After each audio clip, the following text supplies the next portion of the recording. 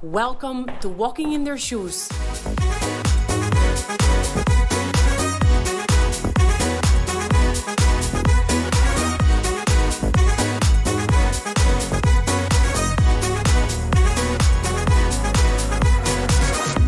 Welcome to another episode of Walking in Their Shoes, a podcast where we invite entrepreneurs and recognized professionals to step into their customer shoes. Both personally and professionally, I'm a firm believer of constant growth and learning. And in business, this mindset is paramount. It should start by its founder, its leader. Only through this approach can a business achieve excellence. Last month, I invited you, the audience of this podcast, to send me questions, concerns, or even personal stories about your businesses. So in this episode, I could address them, offering you actionable and measurable initiatives that can have a lasting impact in your customer experience. Well, before we start addressing them, I would first like to thank all of you who took the time to send me an email. This podcast and actually this episode wouldn't be possible without you. And it's truly encouraging to see and to read your stories and see how you try every day to offer the best experience to your customers. And by best customer experience, I mean genuinely putting the clients at the center of your efforts and the decision factor around every business decision you make for your business. Because this is the ultimate way to transform any regular client or regular customer into a truly brand ambassador. For your own privacy, I will not be sharing any names or company details with the audience today, but I will be reading the messages exactly the way you send them to me. And actually, to cover as much as we can, I've selected 7 questions and I'll be addressing them, some of them in pairs or even 3 together because they cover or they're around the same topic. So let's get to it. So the first pair of questions that I'm going to be reading are around customer feedback. First one says, "Hi Miriam, I ran a high-end boutique in a trendy neighborhood in Singapore and we struggled to collect customer feedback. We used to send a post-purchase survey to our clients, but the response rate was very low. How can we collect and integrate customer feedback into our operations?" And another similar question was, "Hi Miriam, I own a chain of premium gyms in South America, and occasionally we receive negative reviews online. It's disheartening and it impacts our online reputation. How should we approach these negative reviews?" Okay, first of all, let me start by pointing out that feedback is essential for the success of any business. Why? Because both client and employee feedback are crucial for any business to understand what are some of the areas in need of improvement. And listening to your clients on a on a daily basis and to your employees on a daily basis can allow you to detect those areas that need improvement very quickly. Just to give you some encouraging messages here is that any business receives negative feedback or negative reviews sometimes. It is very difficult to have 100% satisfaction rate, but it's good to receive and address them and address these negative reviews or negative comments in a proper way, to have a process in place so they can be addressed promptly and efficiently. So first of all, try gathering as much feedback as possible. I know that surveys like post-purchase surveys get they don't get a very high response rate. On average, if you reach like a 10 or 12%, you can actually be happy because usually like the average is slightly lower. So I'm going to share with you now a few, let's say, initiatives or ways that you could try gathering feedback in a different way than through a survey. One of them could be incentivizing your clients with a future purchase discount to respond to this post-purchase survey. That could be an option, giving them like a motivation for them to take the time to respond to the survey. Another one could be gathering feedback during the purchasing process or the experience process. This can only happen if you have, let's say, if you own a place or a business that the clients will stay with you for a few days or that they come on a kind of a regular basis. Let's call it a gym, for example, hotel. Actually, some hotels, they send you what they call like a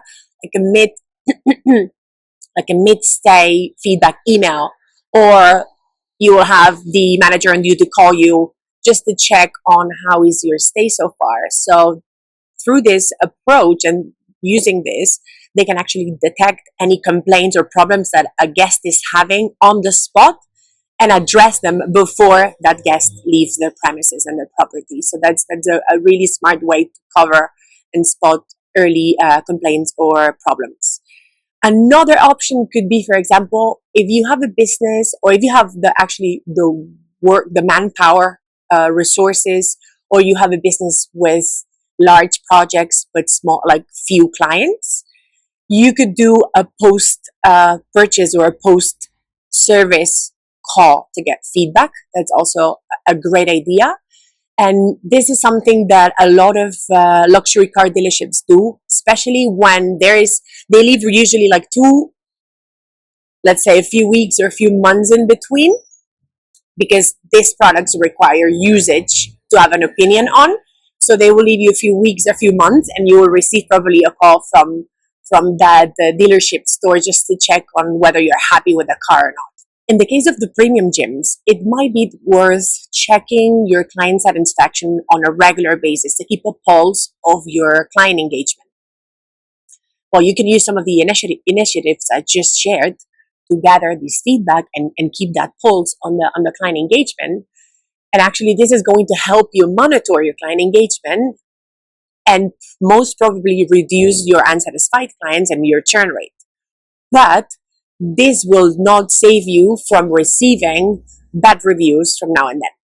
So don't forget, as human beings, we usually take the time to share our experience or share our feedback, either when we had an experience that didn't meet our expectations, or when we had an experience that truly exceeded our expectations. When a client takes the time to leave a bad online review, is because he thinks that he didn't get the value he paid for. So when that happens, there are two processes that need to be activated. One is reaching out to that client to first apologize if there was a malpractice from your business, to then open a dialogue to recover that client. That might be whether inviting them back, giving their money back, or just replacing the product for a new one. And then the second process is sharing that feedback with the team to analyze whether something or some internal processes can be improved, and that will prevent that same mistake from happening again. The following question is something that actually I relate a lot to, because we have had several clients that were in this position and we have helped them a lot with that. So let me share with you. Hi, Miriam. I am the co-owner of several luxury spas in Istanbul, Dubai, and Saudi Arabia. Since the beginning of the year, we've been offering our clients in Dubai the possibility to personalize our services by letting them create their perfect massage, meaning choosing the type of massage, areas of work, and duration. With this new initiative, the revenue in our Dubai branch has grown at 27%, and we've seen a significantly impact in our customer satisfaction. My fear comes when I think of scaling this initiative to our other branches, as personalization might increase our operating costs. What strategies can we implement to grow the business while maintaining the high level of personalized service? Well, there's something called, we like to call it the magic of co-creation. So when you involve your customers in creating their perfect product or service, it might cost you more money and more time, but as a result, you will get a much more loyal customer, as they will have an emotional attachment to your brand. By actively seeking out their preferences and inputs, you show them that their opinions are valued, and that fosters a sense of belonging and a personal investment to your brand. So this emotional connection will translate into three things: repeat business, positive word of mouth, and willingness to pay a premium for your services because they're emotionally engaged and invested into your brand. At the same time, though, if you don't have it yet, I would recommend implementing a CRM. a customer relationship management system into your company that can track and analyze those customer preferences, behaviors, and feedback. This data will help you identify trends, anticipate customer needs, which will actually help you stay ahead and continue providing high levels of personalized service and experiences. The following question is something that actually made me laugh because it's something I learned very early in my career. And this is something that I still apply to this day to some of our clients, or we help our clients apply it to in their businesses.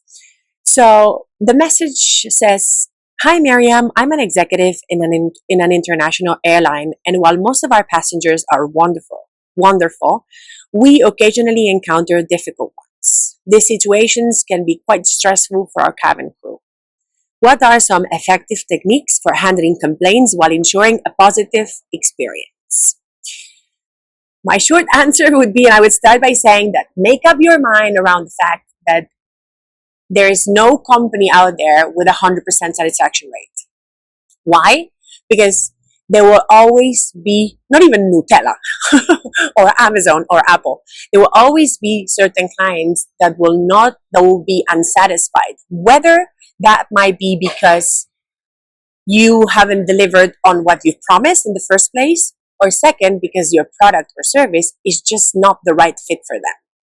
So regardless of their situation or the reason why they're unsatisfied, I suggest you using this technique, these steps, in especially as you just mentioned, in face-to-face unsatisfied clients. So the acronym, it says LAST. Okay, so let's break it down. Let's start by the L. The L stands for listen.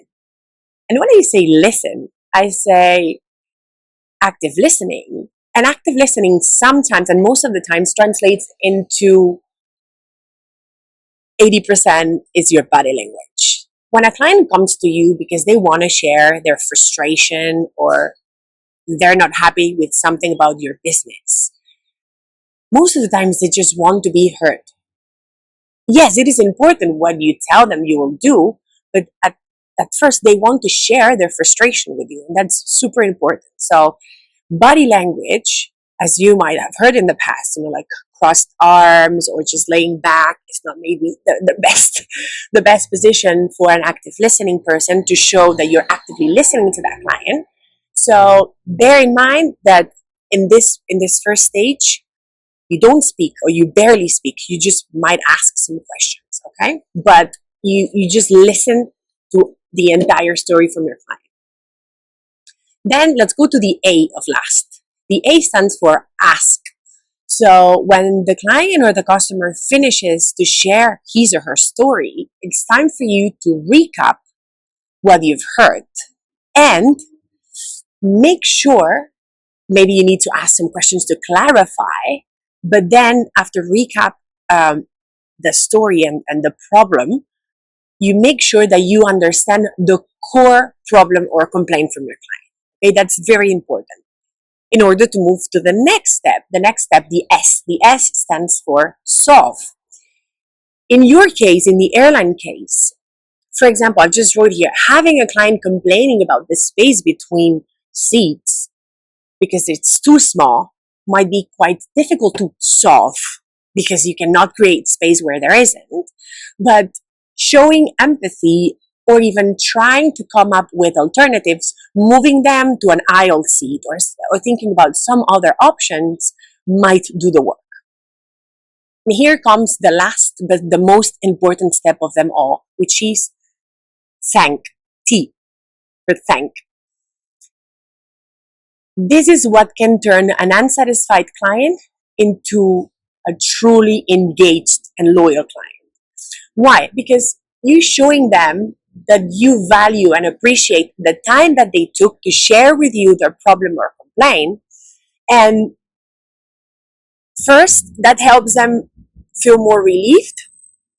But at the same time, they feel that, and you make them feel that their time is not going to waste because you will actually take that feedback and share it with the teams so that mistake or that problem doesn't happen again to other clients. So don't forget, when you apply this new method, please do not forget about the last step, because sometimes we miss it. And I would say, is the most important one, because making the client feel that you truly, as a business, you truly value the time they took and the feedback they're sharing is priceless. And you will turn them into a very loyal client. The following question is about customer needs and expectations, which is something I love. So let me share with you. There's actually two questions or two emails that were around the same thing. Hi, Miriam. I run a luxury travel agency in Florida, and over the years, we've realized that understanding our clients' needs is crucial for delivering exceptional experiences. Absolutely true. But sometimes it can be quite difficult, as they don't even know what they want and leave it up to us to impress them. That's hard. Could you share some best practices for capturing these needs and expectations? Absolutely. Another question. Hi, Miriam. I'm working in the luxury real estate sector, and very often our clients have extremely high expectations. How can we manage and exceed high customer expectations, ensuring that they're satisfied with their purchase? Well, let's start by, because in both examples, you have products or services that you tailor to each individual client. So I think it's very important to start by a good KYC. What's a good KYC? It's about knowing the importance of knowing your client.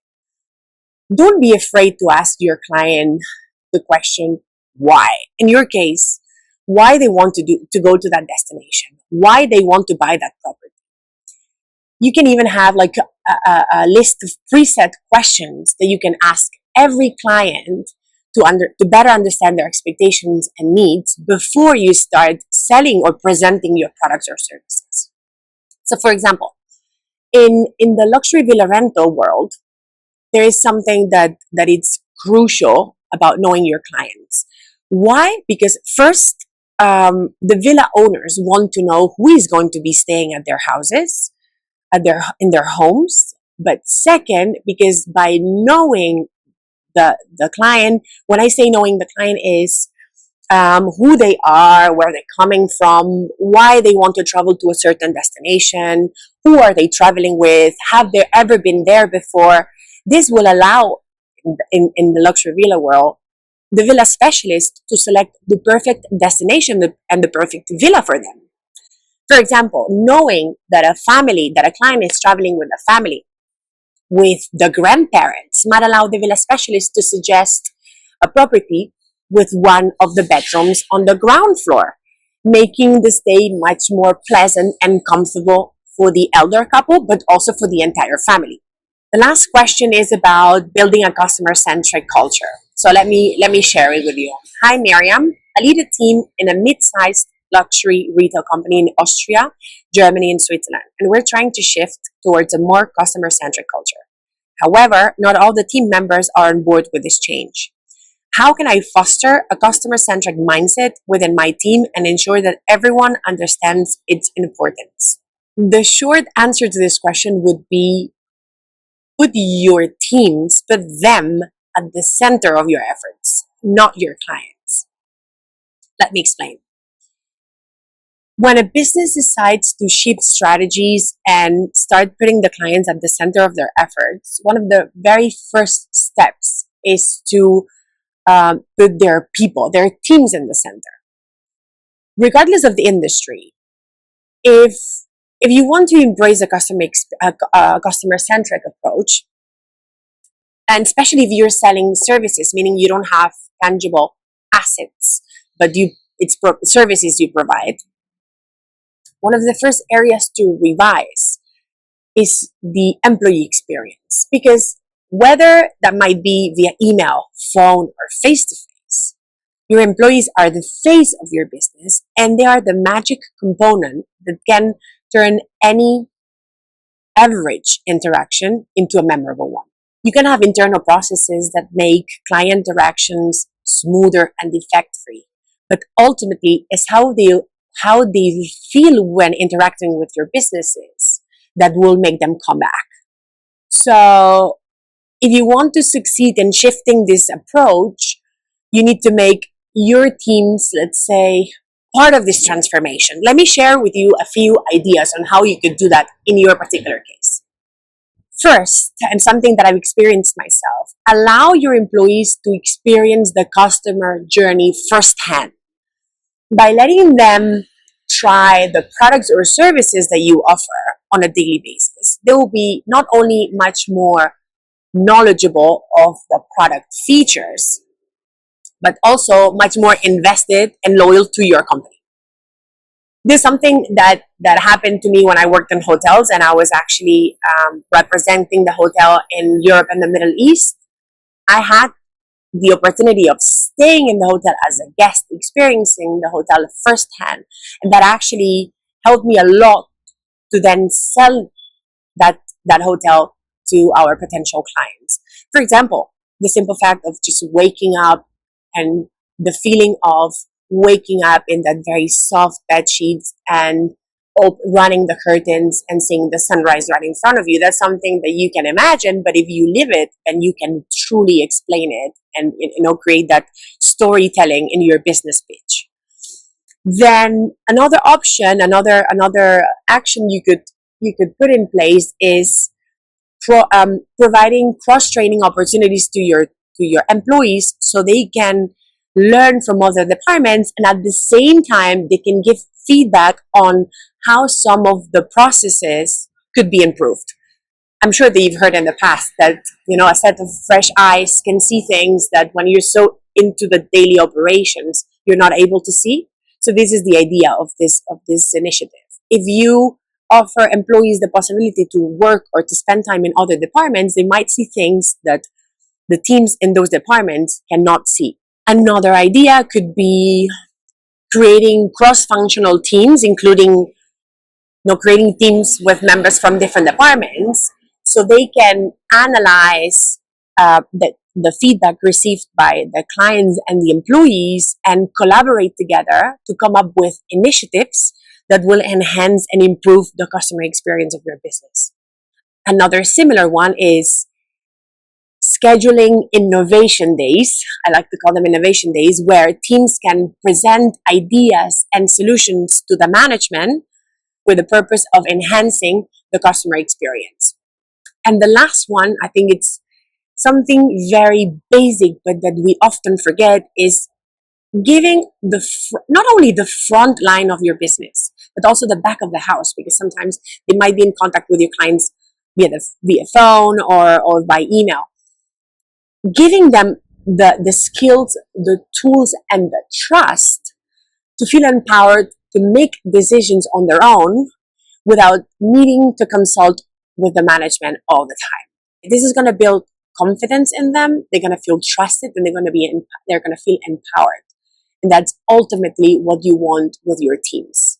And with that said, that's it for today. I hope that you can take some of the ideas shared in this episode today and put them in practice in your businesses. And for those ones that I've shared and addressed your questions, I cannot wait to hear from you in a few weeks or months and hear how are you progressing with some of these new initiatives. Thank you so much again for being part of this community. If you haven't yet, please don't forget to subscribe, and see you on the next episode.